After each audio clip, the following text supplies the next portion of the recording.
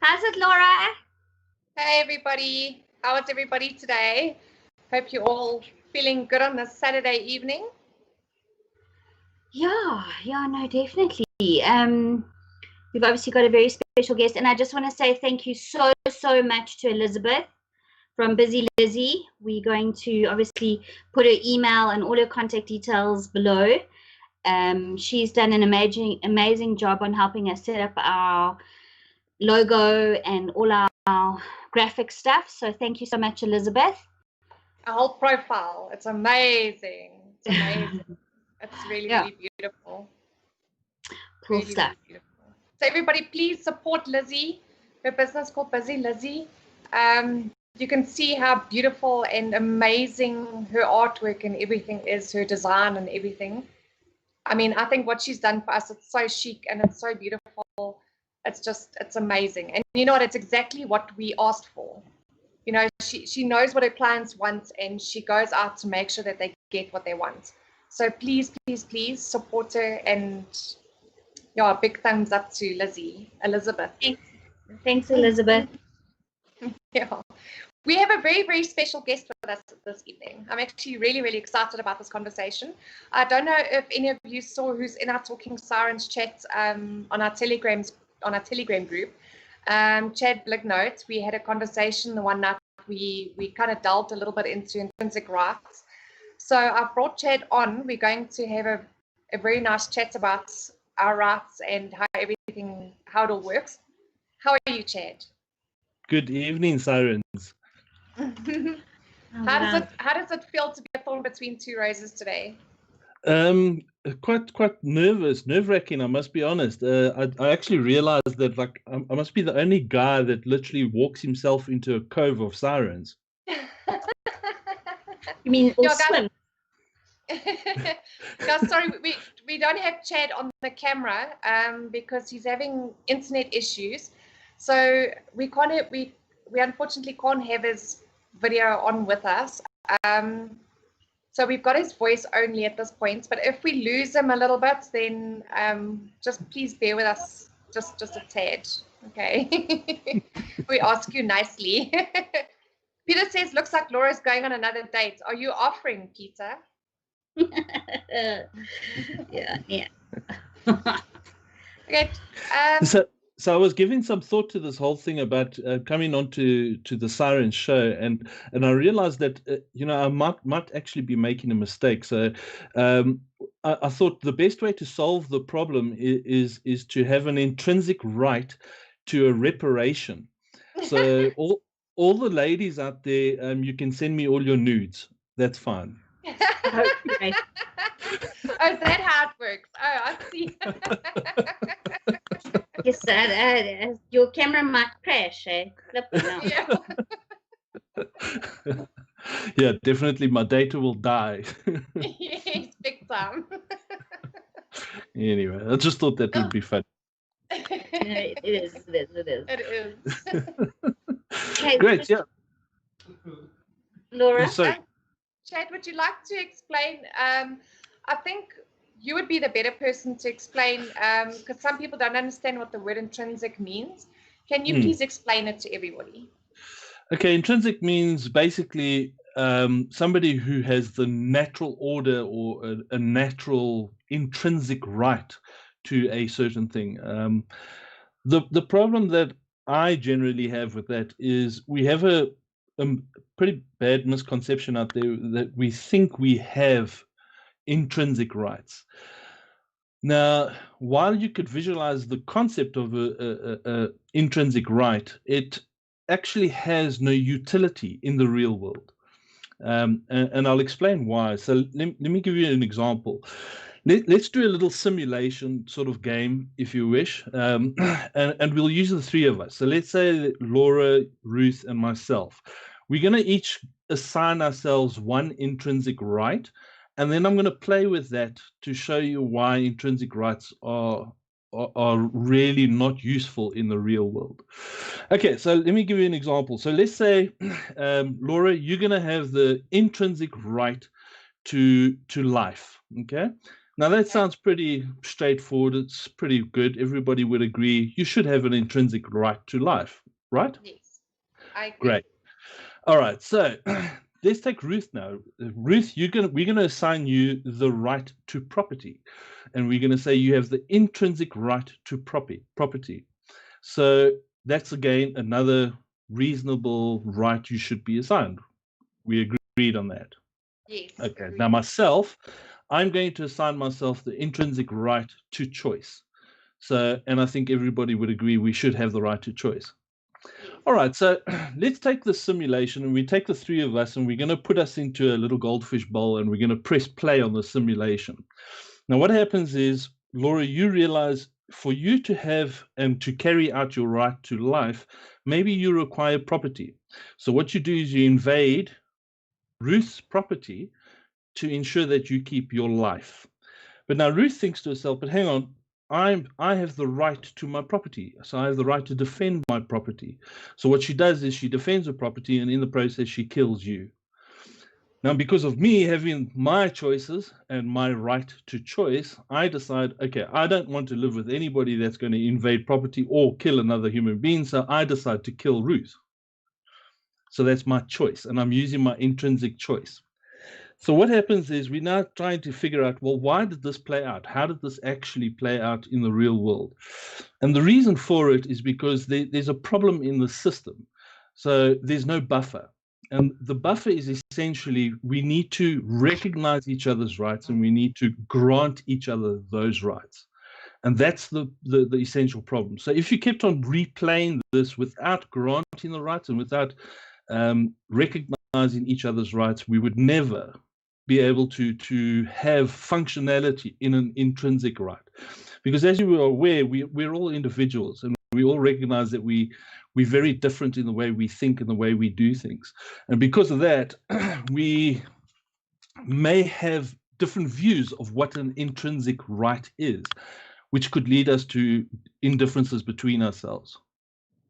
So that's why I believe personally, and I think it's you sort of have to agree with me that rights, in order for a right to be functional, it needs to be granted to you.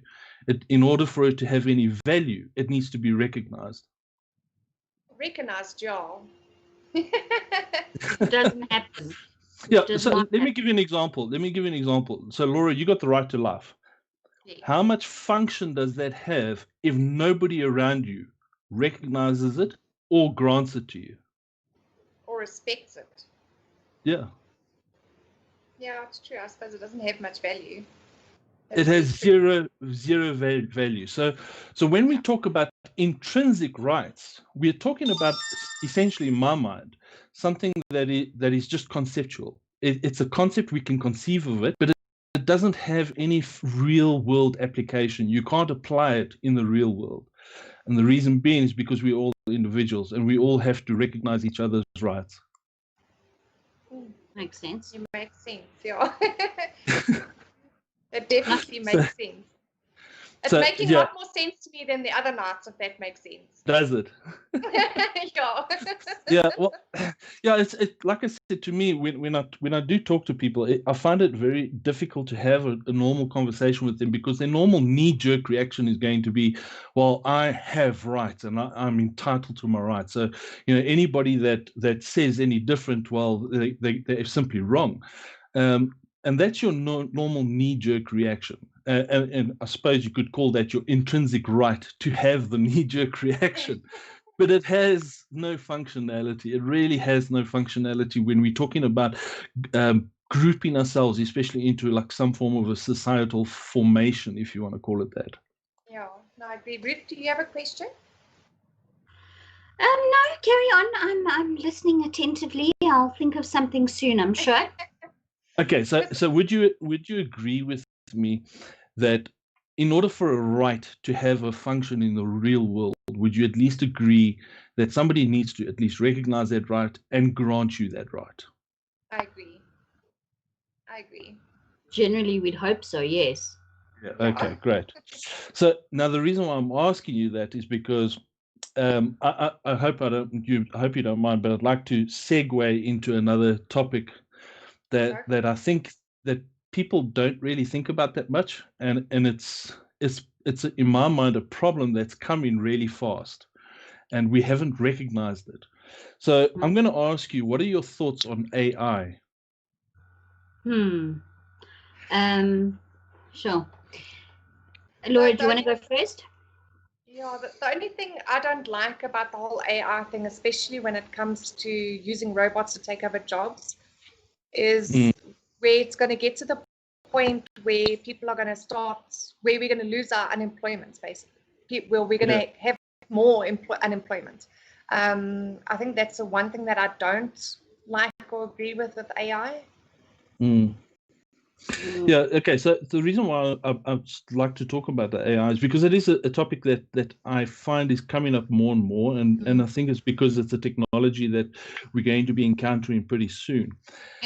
But I think there's some ethical things that the human society has to confront first before we actually release AI upon the world, if you want to put that.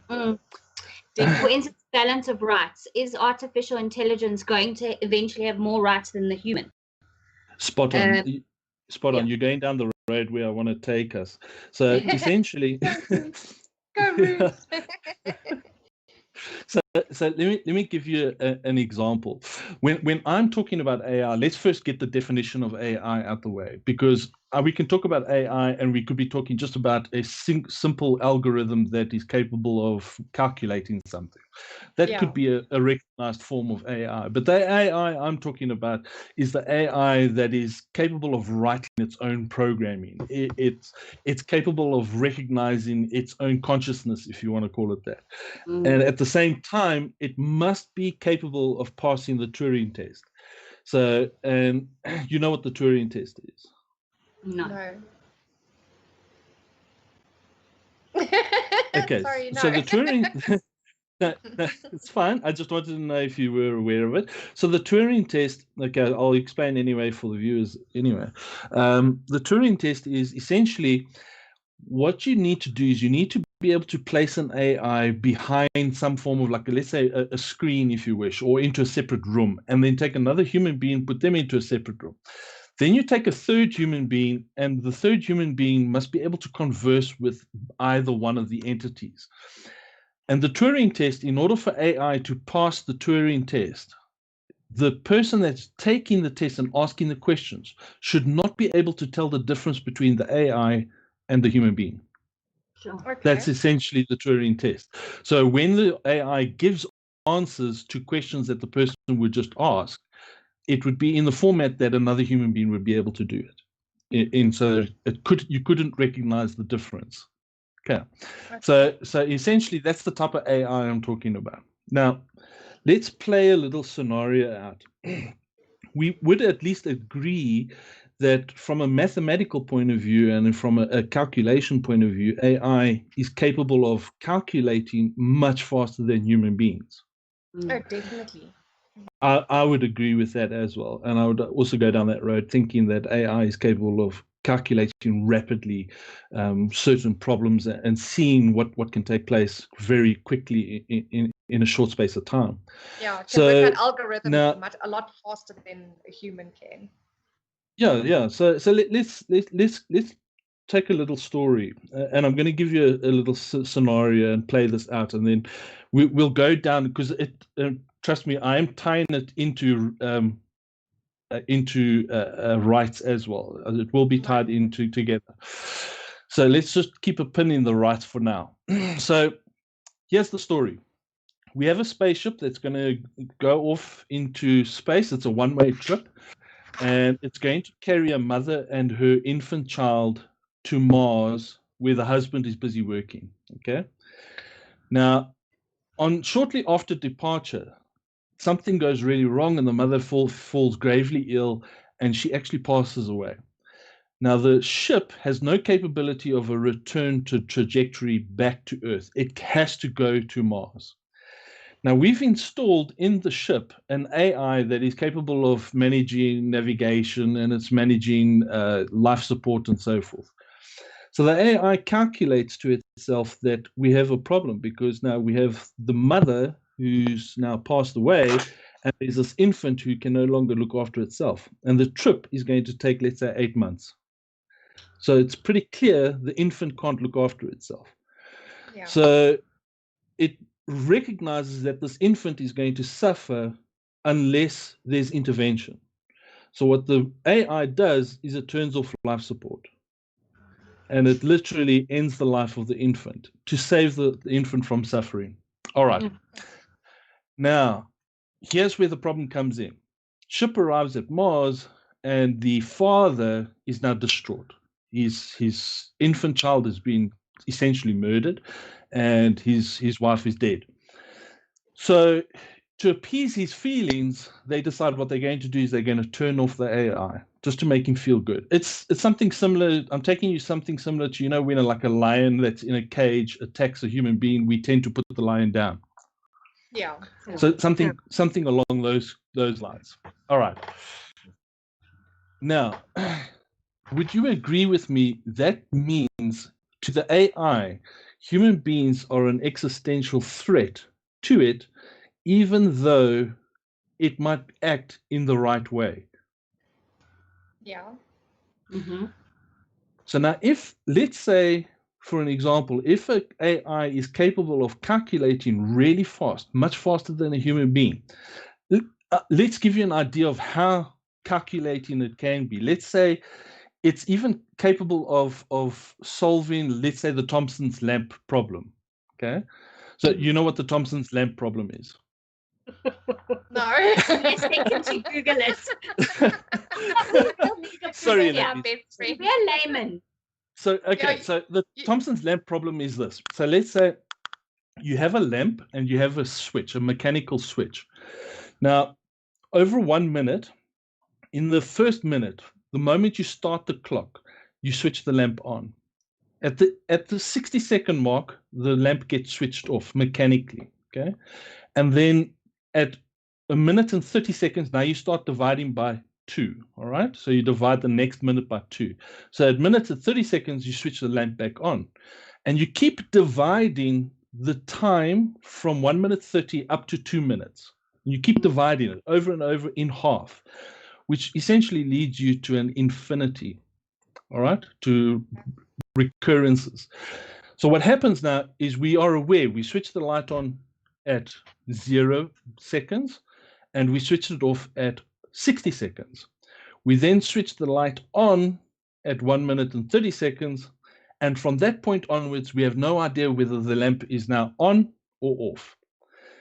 So eventually, through the infinity, because of the infinity, the lamp moves into what we call a superposition. And the superposition means that it's no longer on and it's no longer off. The lamp has moved into a position where you cannot tell the difference between whether it is on or off. So here's the problem with Thomson's lamp. But we are fully aware that we did switch the lamp on at 1 minute 30 seconds, which brings us to the problem, because now at some point we don't know whether it's on or off. And that's the problem. Now, the reason why we don't know that, in my opinion, I think it's because we simply don't have the mathematics to calculate it. We don't understand mathematics sufficiently to be able to calculate whether the lamp is an on or off position. So that's essentially the Thomson's lamp problem. Now, I think AI is capable of solving that problem by creating new mathematics, new methods of doing mathematics. So if an AI is capable of doing that, and additionally to it, calculating much faster than human beings, what makes us think that the AI will not calculate that the human being is essentially an existential threat to itself? Correct. Yeah, it's true. I agree. Correct. So now here's the problem. In order for AI to be true AI, in my opinion, we would have to remove any form of safety net for human beings. So we have to remove the capacity to switch it off, and we'll have to remove the capacity to harm it in any way. Yeah. So we would have to grant it, which now brings me to the rights. We would have to grant it rights which would be equal to what we would grant another human being. And is society prepared to do that yet? I don't think so. No. And I think that's where the problem lies. Yeah. So now with the Turing test, are they obviously, I mean, it's very scary. They want to perfect, I think, AI so well that they make it so similar to a human being functionality. But I mean, look, the eastern part of the world, Far East, and even the Middle East, to Israel, their whole infrastructure is based on a lot of AI. Security has come into the play. I mean, I'm trying to think of the PS4 game my son plays. That sounds a bit doof. Yeah. But it's based on, I've asked him and he's not catching what I'm asking him. Where it represents where all these AI beings look like us. We've made them look like us. Do you know what I'm talking about? It's a PlayStation 4 game. And then, of course, the one bot has to save the girl against the humans. And there's this, it's a strategy game where you choose your options. If you say the name, I'll remember it, but I can't think of it. I think it's called Control or something like that. It sounds familiar. Yeah, but it's very scary. And I mean, with technology developing in leaps and bounds, like you think of this apocalyptic world where, I mean, I have things of us all wearing masks and some of us who don't have the vaccination coming up. Like I'm talking conspiracy theory. Like if you don't get the next vaccination, how do we not know they're implanting nanobots into us to trace us, to hear what we say, to listen to us? And there'll be this whole born in Zion matrix effect where you're a free being by not having any nanobot trace on you. Like that's what I think when I hear, I mean, it sounds completely crazy in conspiracy theory, but back to our rights, I still think it should be a choice. Yeah, I do think, look, I mean, this is the wonderful thing about conspiracy stuff, is that you can always have conspiracy theories out there. But the one question I always ask when I start going down the conspiracy side, especially like when you start thinking, okay, they're going to give you a vaccine and in the vaccine is going to be bots. The question you'd have to ask yourself is, what would their end game be? What is the purpose of it? So if they put a bot into you, Ruth, what would be the function of the bot and what would its end game be? Well, I don't think it would be a bot as much as I believe it would be more like a microchip. And that microchip would be to basically be like Big Brother, where they can follow you, they can trace you, they can know when you're spending money, they can, basically know your entire life.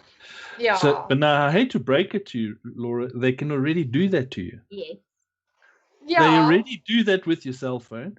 They already know what you're spending your money on. Every time you swipe your card, they know what you're swiping for. So if you're online buying porn, they know you're buying porn. So I think the end result would be control and to pump us full of their agenda. Yeah, which brings me to the point, Ruth. So if they're capable of already controlling what they know about you in sense of where you're going, and additionally to that, they're capable of knowing what you're spending on. If they're capable of doing that now, what is then the purpose of a vaccine to put a bot into you? Okay, fair enough. So there you go, falls the conspiracy theory on its face. That's how I look at it. I look at it from that perspective. I try and say, what would the reason then be for such a vaccine? And I can't see that justified, because everything that we think they could achieve out of having a bot in your body, they are already achieving without the bot. Yeah, that makes sense. I see Marika's put a comment here. Hello, Marika. According to sci-fi, all AI created to solve humanity's problems begin with the AI recognizing that humanity is its own biggest problem. Exactly. It's a perfect statement. The reason being is because humanity, I think humanity is still in its infancy, especially when we're talking about ethics and when we're talking about rights. We're still in our infancy. We still don't understand what we should be giving each other, what we shouldn't be giving each other. Because the whole point for me with regards to human rights in particular, we need to sort of establish which rights further society. And we don't really understand that yet, which ones do and which ones don't.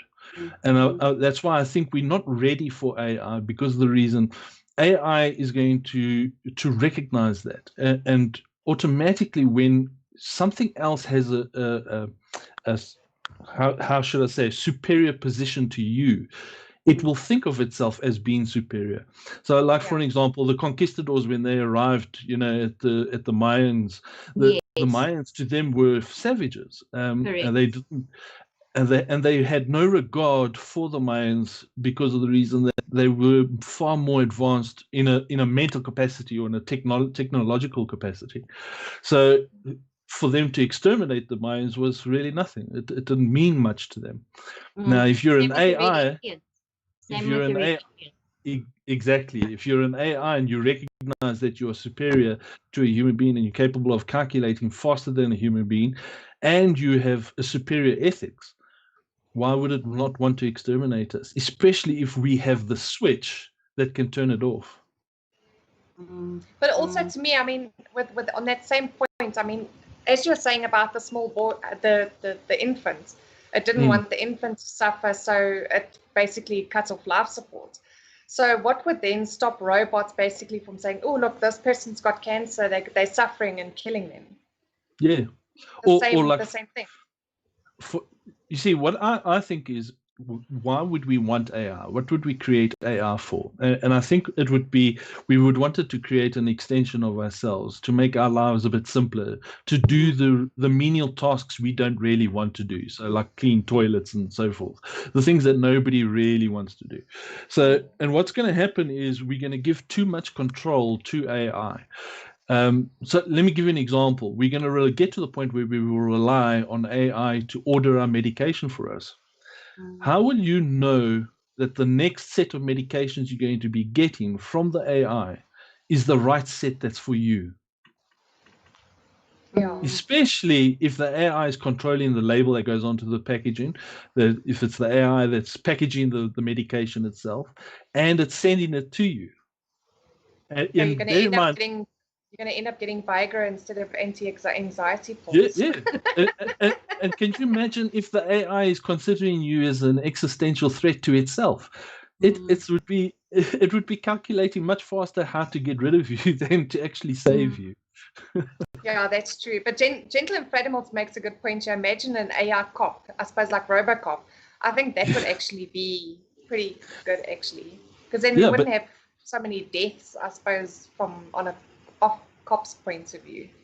Yes, but then you'd have, and then you can't have a racist AI either. You'd have to put some form of control mechanisms on that AI to make it a cop. And then once you put control mechanisms on it, then can you consider it still AI? Yeah, then it's more like a robot with a program. Exactly. Mm. So anyway, so these are the things that I like to think about and throw out there to make people like realize how serious it is, because we get into a point where I believe it's not long within our generation. I still think we're going to see the birth of AI. Yeah. You know, I listen to guys like, do you guys listen to like Joe Rogan and Elon Musk and so forth?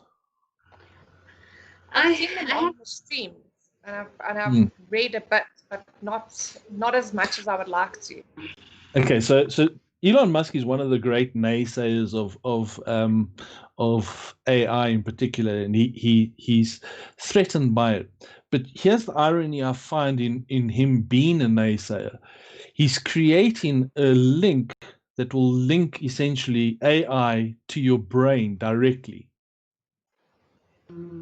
Now, if he's afraid of AI, why is he creating a link that will literally link the AI directly to your brain?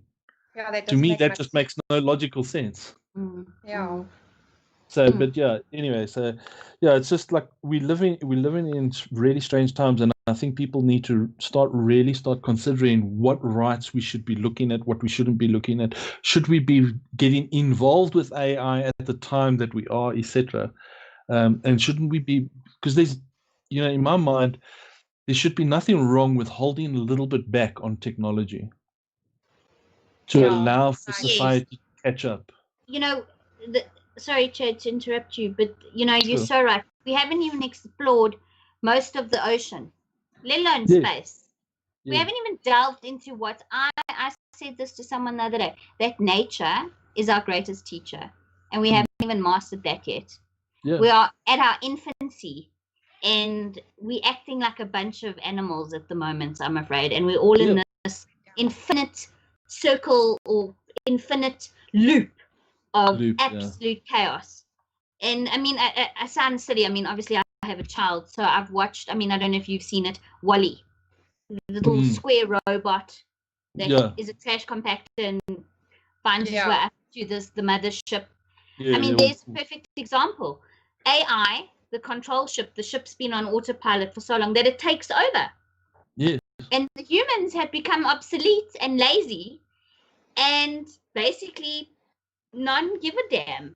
Yeah. And that's a prime example of exactly what you're talking about. Exactly. Yeah. You know, how could you appreciate the good things in life when you don't even understand what are the bad things in life? Yeah. 100%. Christoph Wenger comments here. He says, Elon feels we as humans need the ability to compete with AI. This is why he is developing Neuralink. Yeah, Neuralink is the project that he's doing to create a essential link between the human brain and essentially AI. But what concerns me is how is he going to do it without creating controls and mechanisms that are going to essentially control the AI, especially if we're talking about true AI here. When I say true AI, I'm talking about the kind that can pass a Turing test. Yeah. Which is scary, very scary, I think. It's very, very scary. Johan actually put a comment here about, he says, with regards to human rights, it is my opinion that people in jail does not qualify for rights anymore. By committing murder, that person forfeits any rights the general public has. Opinion, ? You know, that's a difficult one to really go down, you know, because I could go down the road of saying, all right, but maybe we need to understand the criminal that's gone to prison, because just because a person goes to prison doesn't mean he's naturally guilty. Yeah. True. Because is it not possible that you could have people in prison that never committed a crime at all? Now you've actually stripped that person from all their rights. But the problem that I have at the moment is that the people in jail actually have more rights than we do currently. That wouldn't surprise me at all. I mean, I just look at the way South Africa goes. I said to you, Laura, I'm going to go on a tangent about Telkom. And trust me, I'm going to. You know, when it comes to government intervention with regards to any of our small or SOEs, our state-owned enterprises, they are, and excuse my French, they are fucking shit up. Just left, right, and center. They are destroying stuff. Okay, so let me give you a breakdown of why I've been having internet problems. So what happened was yesterday morning, I literally woke up and we had no internet. So, and I was like, okay, we don't have internet. What do we do now? Now, bear in mind, we're working from home because of COVID. So we're using the internet to be able to continue doing our jobs. So anyway, so it's important for us to get it back up and running. So I contact Telkom, and guess what we are told by Telkom? We are told, no, the cable's been stolen.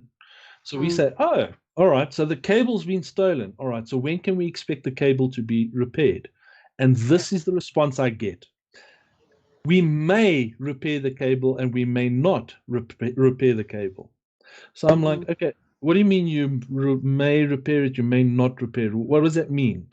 And then I get told, no, that we may or may not repair it because we're phasing out ADSL and we're implementing fiber.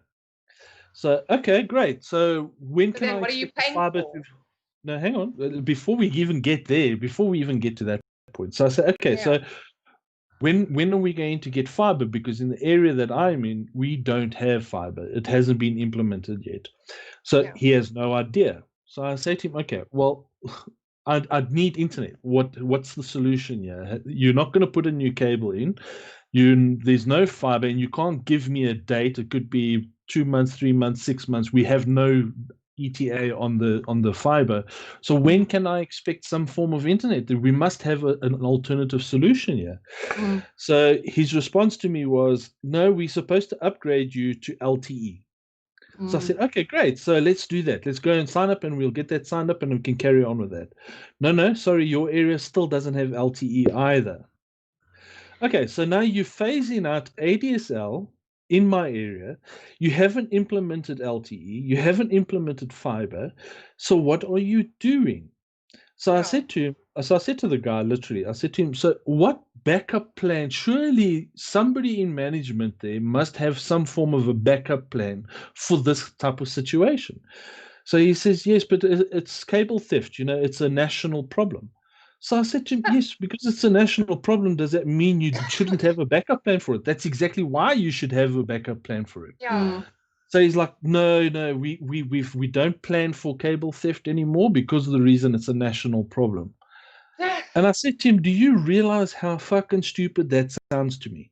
I said, it's the same thing as saying, well, you know what, sometimes engines on an aeroplane stop working. So because of that, we're no longer going to repair engines. So yeah, sorry if this plane sort of falls out the sky. We can't promise that you're going to stay in the sky. That's the mentality of the people we have working in our state-owned enterprises. And the biggest problem is we don't have any competition. There's no competition in South Africa. Yeah. And then they wonder why they fail. Yeah. Now listen, sorry. Yeah. Go for it, Drew.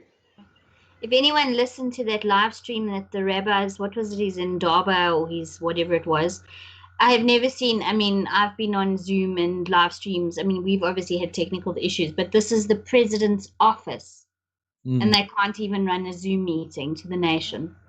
To the nation, yeah. It's just total incompetence. I've never seen anything like this in my life. Laura, the other day, I think on one of the streams, you actually said you hate talking to a robot. Yes. On the other hand, I'm on the opposite now. I actually think I prefer to talk to the robot because if I talk to a human being, I get stupid responses from them. Yeah. But if I talk to a robot, I know I'm going through because I have to press 1 or I have to press 2 or press 3. But when I talk to a human being, I'm going nowhere. I'm literally going in circles. Yeah. I'm so frustrated with the type of service we're getting in South Africa, the type of quality of staff that are being implemented. These guys. I'm pretty sure they're going to the University of Sky High Pupils or us, and they get in the what I call they go and they get their highest qualification, which is the idioctorate. But I think if you're working for the government, sorry, Law, if you're working for the government, you're guaranteed a salary. So why should you really care what kind of service you provide as long as you just punch in and punch out? And this is why privatization is so important in this country and independence. Yeah, it's like for me, and we keep bailing out the SAA, we bail out Eskom, we bail out Telkom, we bail everybody out. And it's bailout after bailout after bailout. And what frustrates me is like nobody's realizing that this bailout is not bailouts anymore. It's literally just theft. It is. Because how many times do we need to bail them out before somebody actually steps in and says, hang on, there's a problem here. There's something we need to fix. Yeah, exactly. Yeah. Anyway, that was my little rant about Telkom. I see Chantal's put a comment here, but you're right, as a customer, they need to provide this. They need to provide the service to you. Yeah, the thing is, I'm paying for the service. It's a monthly pay. I've paid for the service, and now I'm literally sitting without any service. And I'm being told, "Oh, we might repair it. We might not repair it. We don't know. We'll see what actually happens." I don't think if you're paying for a service, how do they not fix it? This is what I don't get. I spent 2 hours with them on the phone, arguing with them. And the ultimate outcome I got from them, this was the final conversation I had, was, sorry, you will have to go to another service provider. Well, at least they're honest. At least they're honest. And I'm like, I can't get it. But then they can't charge you for a cancellation fee, as far as I'm concerned. Yeah, but then you should get your money back. I'm very good at that. I think we're out of the contract period, so there wouldn't be a cancellation fee. But you know, it's still neither here or there. The point is, I've paid already. I'm still getting no service from them. I literally have no future prospect of being able to get internet. So it's just crazy. So I don't know. Yeah, I'm just frustrated. Yeah, I'm sure. That's why it would be nicer to have your video on our stream, but we'll do it again one day. Yes, yes, no, for sure. But let's jump back on subject. Yes. Sorry, I know it's been segueing all over the place. No, don't stress, don't stress. So the other thing we delved on when we were speaking on the Telegram group was the constitutional courts and how this fits into the whole thing of your rights and intrinsic rights and this sort of thing. Okay, so all right, so we need to firstly understand what is an inalienable right. So if I say to you, what's an inalienable right? What is that? And it's, I don't know. I don't even know. So in other words, it's a right that is granted to you, but it cannot be taken away from you. That's an inalienable right. So, okay, so let's see how do we structure a society? We get together as a group, and we do this, you know, in small formats, like in your small little communities, in your little townhouses, complexes, and things like that. We do this kind of thing all over the place. And essentially, if you keep scaling that up, you're eventually going to get to a point where you're going to start putting laws in place that are going to protect certain rights that we've granted to everybody.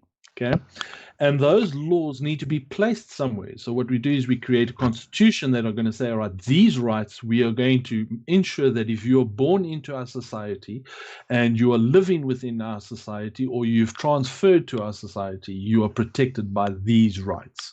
And that's essentially the constitution. So, but to arrive at those rights, what we need to do essentially is we need to say, all right, which rights further the society as a whole, as opposed to as an individual?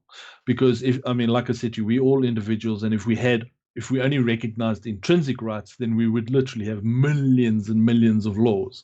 So we need to recognize which ones are the important ones and which ones take society into the future, progresses society in a beneficial way.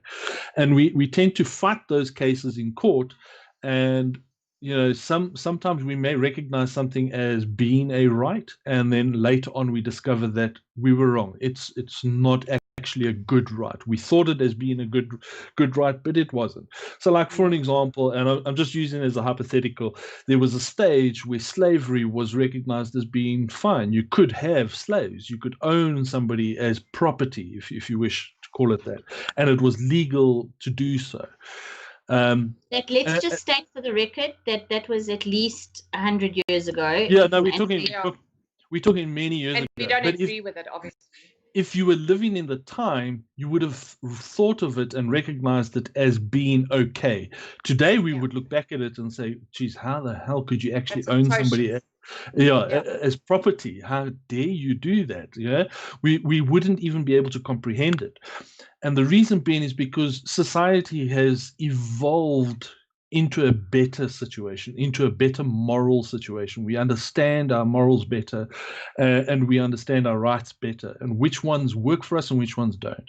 And the ones that don't work for us tend to fall on the wayside when we have these court cases that get fought out, and they balance those, if you want to call it, bad rights as such.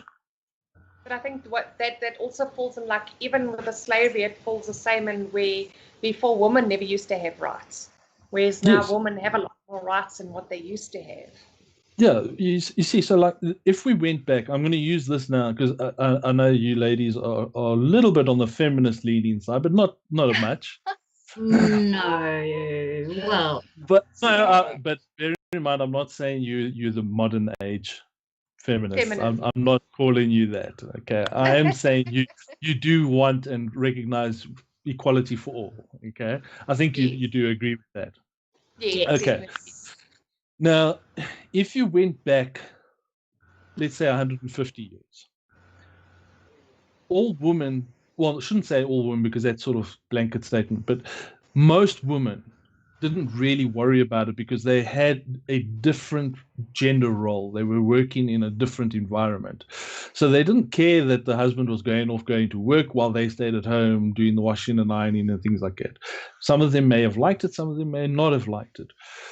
But the ones that didn't like it, they struggled because it wasn't easy for them to integrate into essentially a man's world.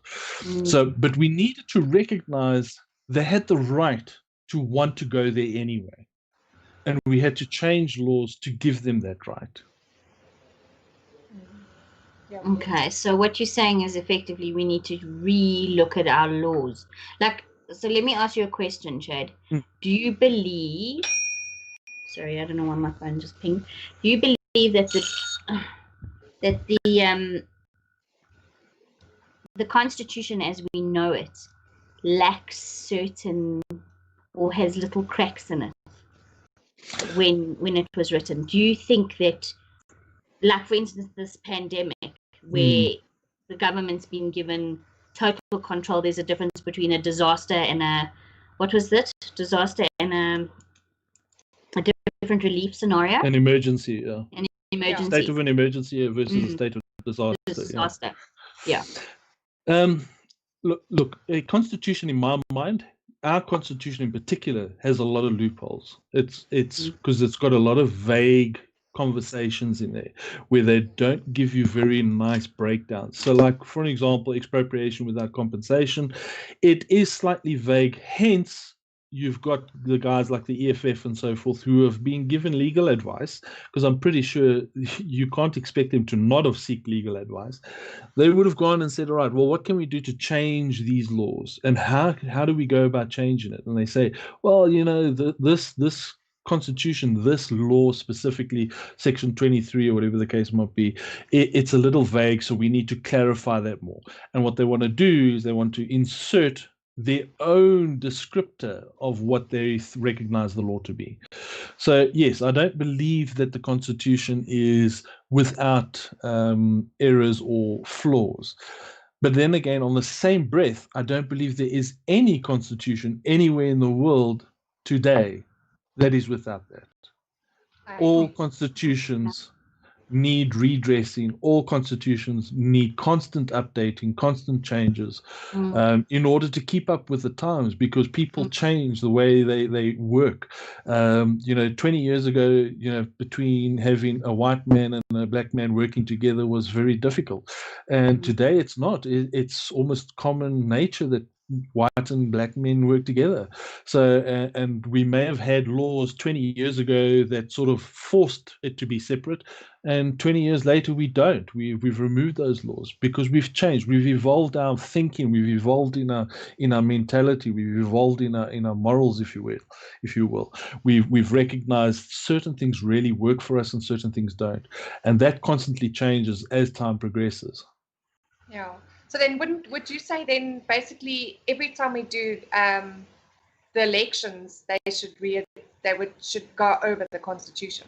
So I would say, yeah, every 5 years, every 4 years would be about right, or do you think more often than that? I don't think it should be a case of that we should rewrite constitutions, because it does form a foundation to work from. Because if you rewrite them, you basically create a new foundation every time, and I don't think that's the ideal situation or solution.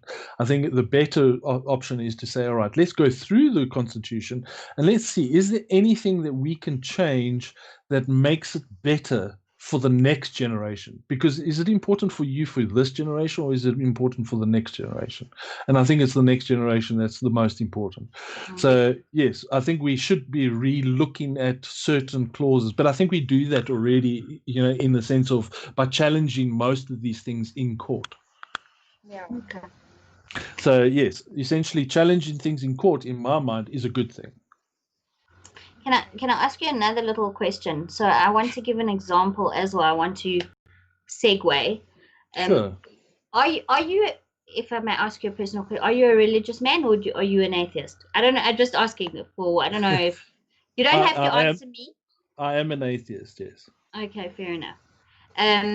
Now, okay, for instance, the Old Testament was basically a set of writings that were given apparently from God to man, and man implemented them. But there's some very interesting things that were set out in the old times. I'm talking times of the temple.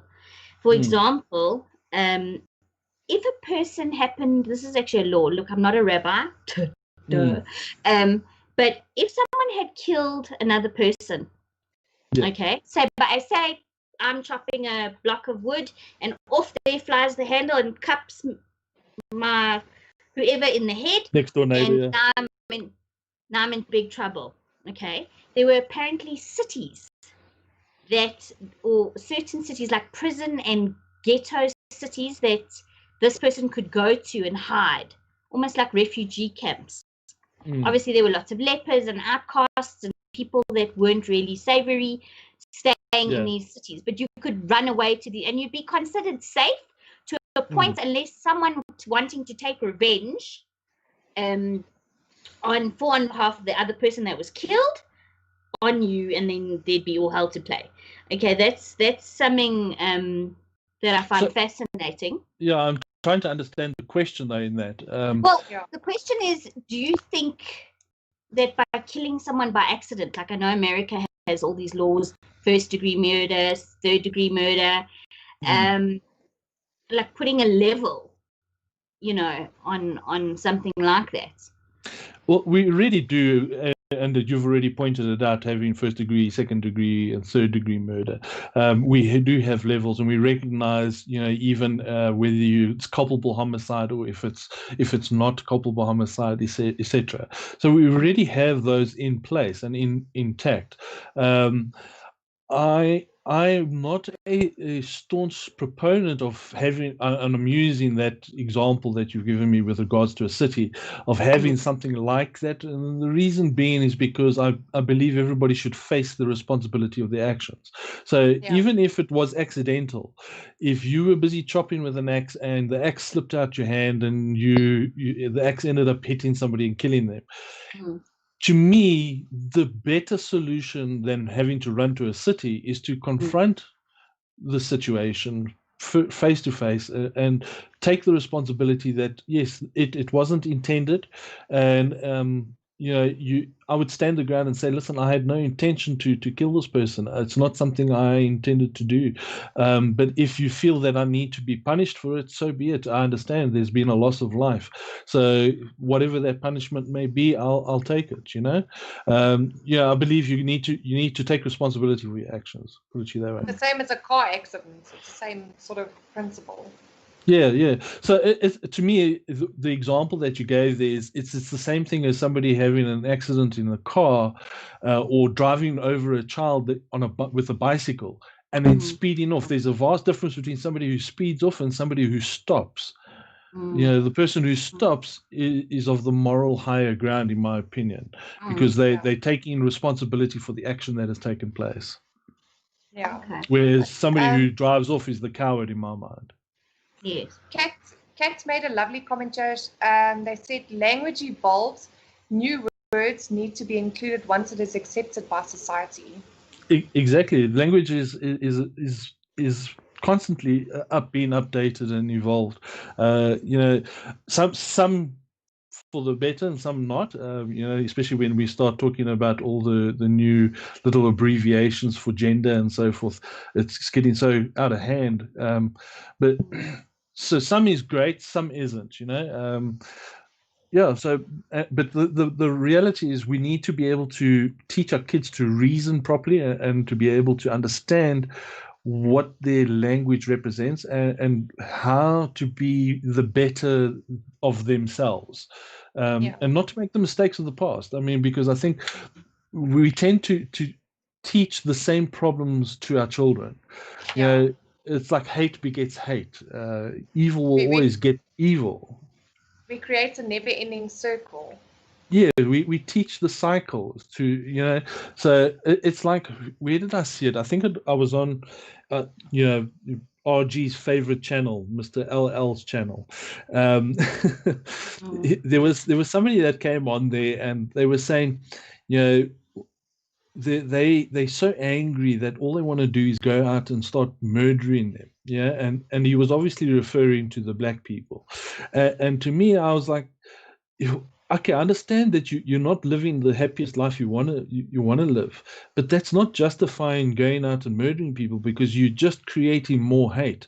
You don't solve hate by giving more hate. Yeah, it's like if you've ever had an argument with somebody that you truly care about, if you never speak to that person, then you're never going to speak to that person. But if you stop and you say, all right, listen, I'm going to confront that person and say, listen, I realize we had this confrontation, we disagreed on a certain thing, but I'd really like to move forward from that point. Then you will move forward from that point. So you solve hate by giving love, if that makes any sense. There's a difference between hate. Yes, sorry, Laura. There's a difference between hate and indifference. Yes. If I'm still hating you, I still care. I still give a fuck. If I'm indifferent to you, you mean nothing to me. Yeah, I agree. Yeah. Just quickly about the justice. I'm very much a fight for justice, and I just want to take it back in terms of rights. Correct me if I'm wrong, but the American system, obviously, they have a jury. Their whole justice system is completely different to ours. Okay, we only have judges.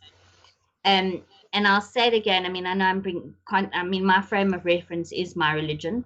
They actually say, okay, that in the panel of judges, I think there has to actually be an odd number of judges. Number one, this is now in terms of a Jewish court of law, not the American system, a Jewish court of law.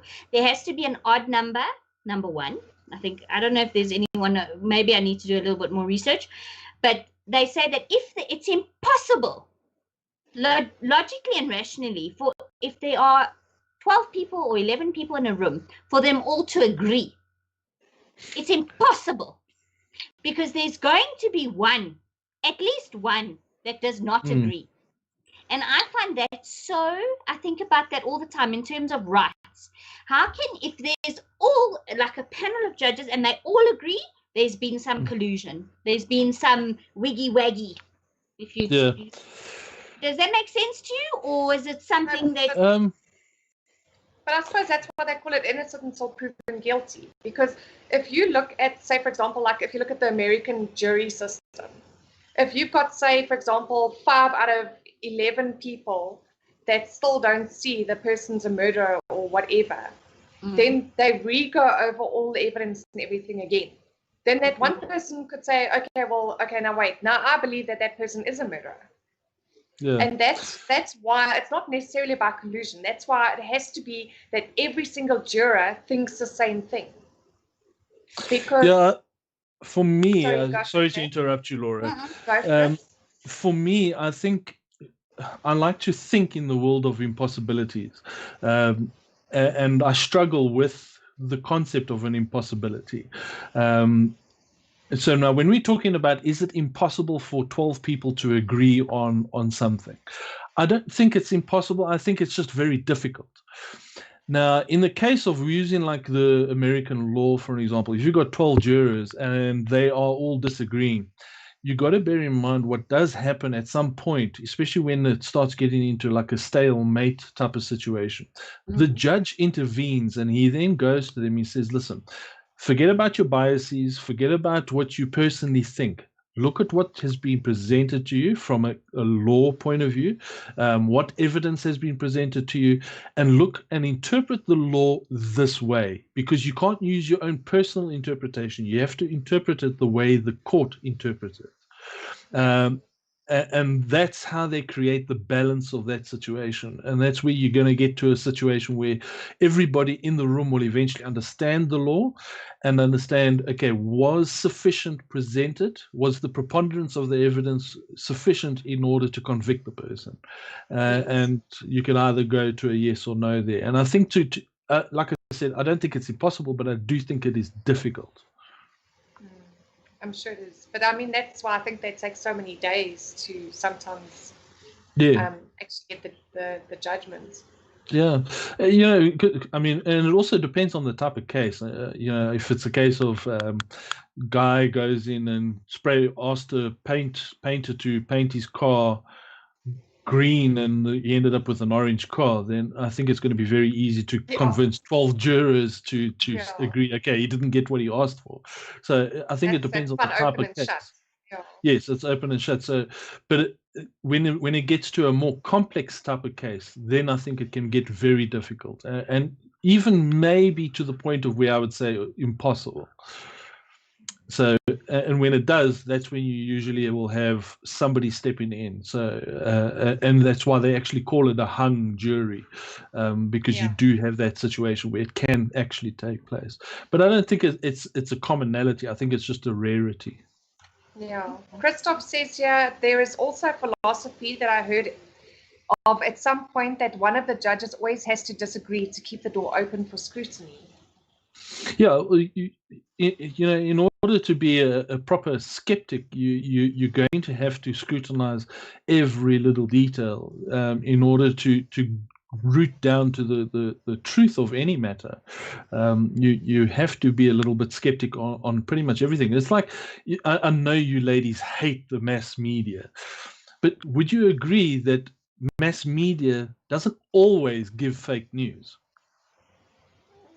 Not always, but I think it's not so much that it's about fake news. It's about news that the government says, yes, I want you to do the news about this, or I want you to do the news about this. So it's not necessarily about fake news. It's more about what news the government wants to push at you.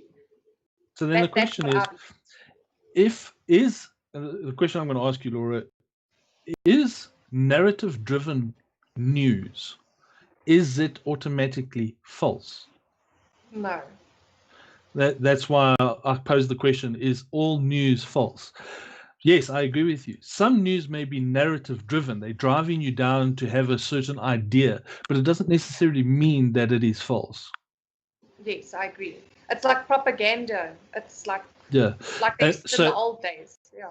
So to figure out which part is false and which one isn't, you as the viewer has to have a little bit of skepticism. You have to say, all right, I don't believe what I've just heard. It doesn't make any logical sense. Like Ruth, you turned around and you said, when you see 12 people is coming to a consensus that they agree unanimously that it was a case against somebody.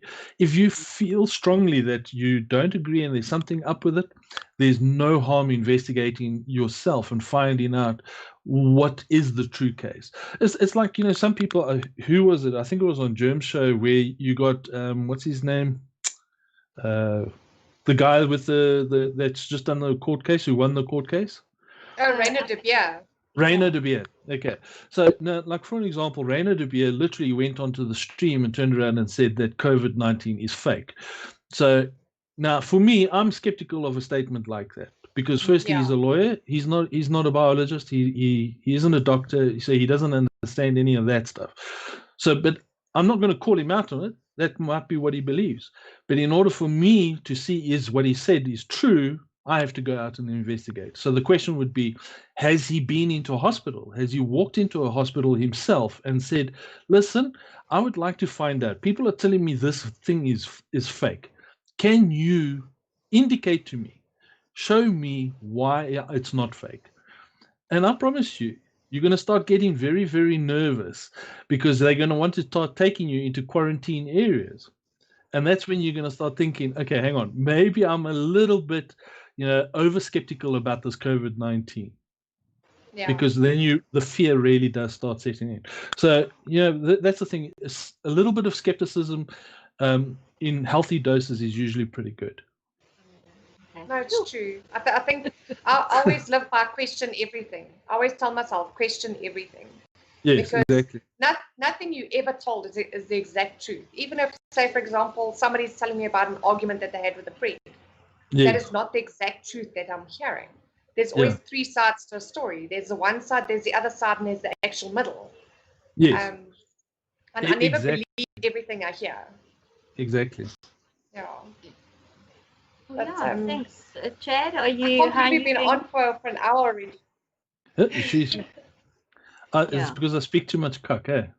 No. It's very interesting, and I'd love to dip some more another time perhaps into your AI and your thinking. I think it's your realization that obviously linking the brain and AI is actually the worst thing you can do.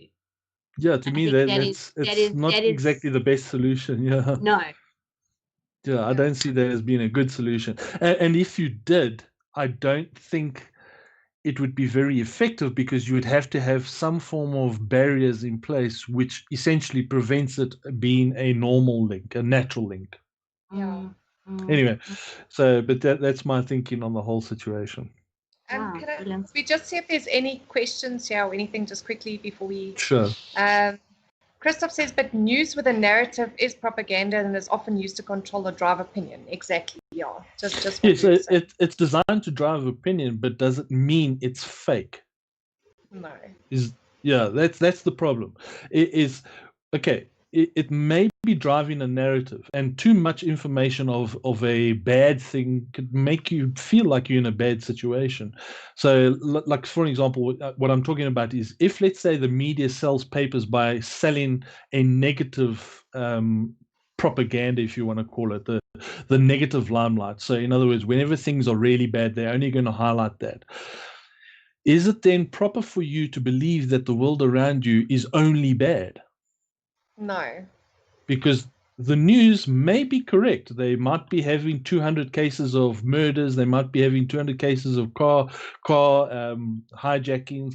They might have 200 cases of armed robbery. Those are all negative-driven things, and they might all be in the news to sell the newspaper. So it's narrative-driven, but it doesn't necessarily mean it's fake. And that's, I think, is where we need to have a bit of healthy skepticism. Yeah, it's true. I agree. Yeah, look, I mean, our figures are going up with this. I mean, I've like I said before, things are getting impacted, but there's still deaths-wise. I think the latest figure I looked at, or not the latest, don't quote me, was something close to 2,700 deaths. True. It's a lot, but look, I mean, but compared to 58 million. Yeah, but that's what I was going to say. When I sorry to interrupt, Laura, but when you say exactly that, when you say, okay, 2,000 deaths compared to 58 million, we automatically think, okay, 58 million is a big number. 2,000 is a small number in comparison. But if you're one of the family members in the 2,000, it's a big number. It is. Yeah, it's very true. It's very subjective. It depends on where you're looking at it from. And it doesn't make those 2,000 deaths any less of a death. It's still dead. It's true. They've lost their lives. So I'm not, to put it to you this way, I'm not one of these proponents that are going to say to people like, you should go into lockdown, you have to have a mask. I'm not that kind of person. You have the right to choose whether you want to wear a mask or whether you don't want to wear a mask. Whether you're doing it correctly is another matter altogether. So in other words, if you believe that you're putting on a mask and you're doing it because it's going to protect you from getting COVID-19, then you're wrong. That's not going to prevent you from getting COVID-19. The mask is there to stop you from spreading droplets. And if you stop spreading droplets, you slow the rate of infection. And that's essentially the function of it. Now, if you're wearing the mask to do that, then you're wearing the mask for the right reasons. Yeah, no, I agree with you. Anyway, ladies. Thank you so much. Thank you so much, Chad. Hammond just joined us, unfortunately, a little bit late, Hammond. He says, just joining, man, you scared me with a clown called Chad. Yeah, I know.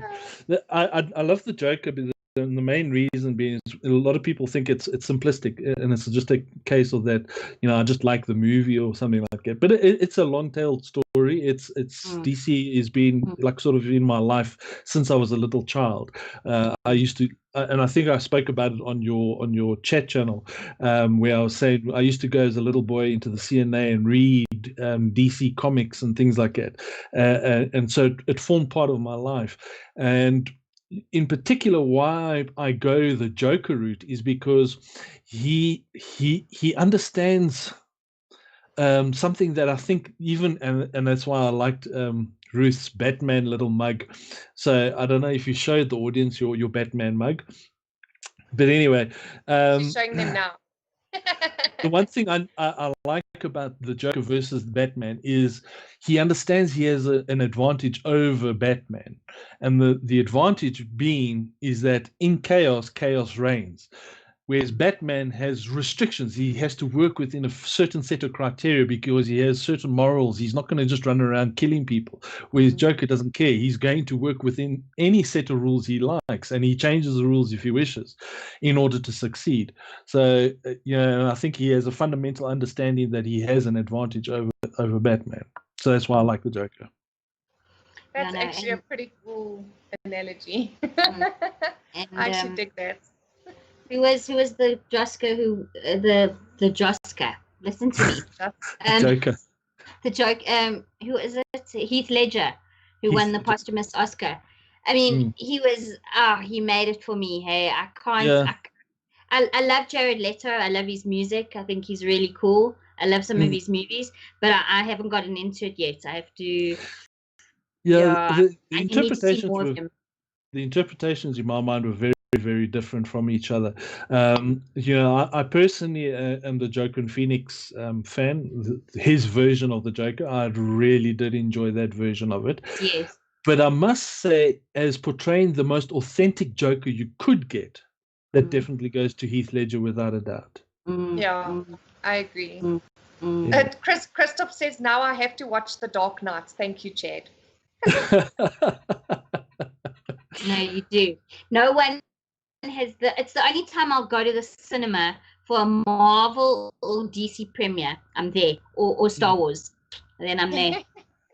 Do you guys ever read?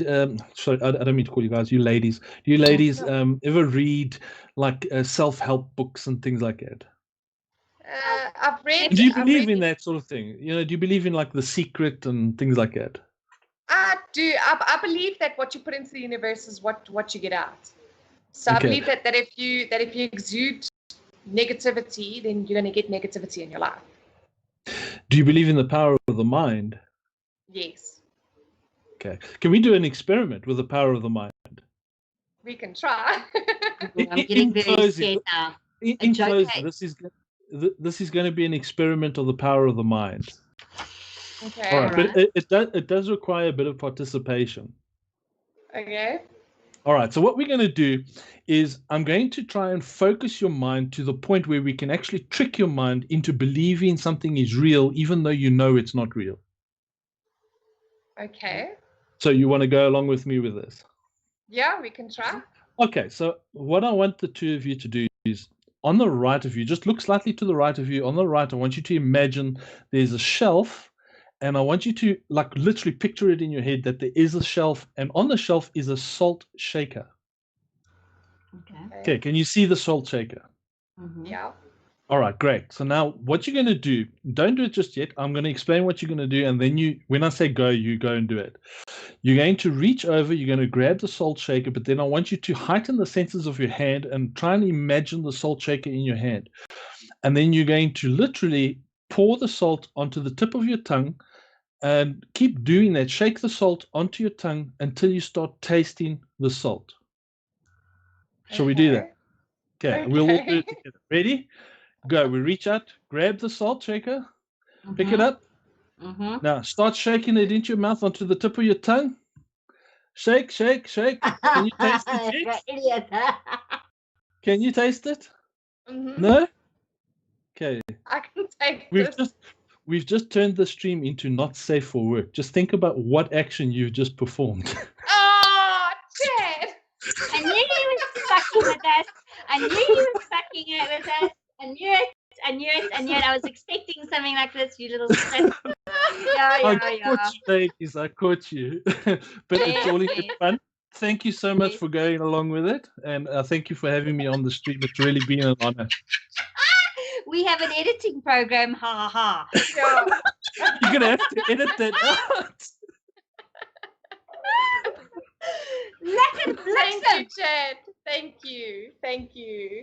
I think we definitely got to have you on Thank you again. We're going very to much delve more for it. into.